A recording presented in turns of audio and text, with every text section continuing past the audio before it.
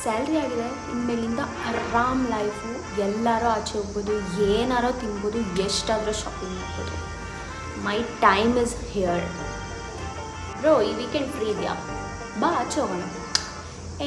ದುಡ್ಡು ಬಗ್ಗೆ ತಲೆನೇ ಕೆಡಿಸ್ಕೋಬೇಡ, ನಾನಿದ್ದೀನಿ. ಇರೋದೇ ಒಂದು ಲೈಫು, ಬೋರಿಂಗ್ ಇರೋಲ್ಲ, ನಡ್ಸೋಕ್ಕಾಗಲ್ಲ.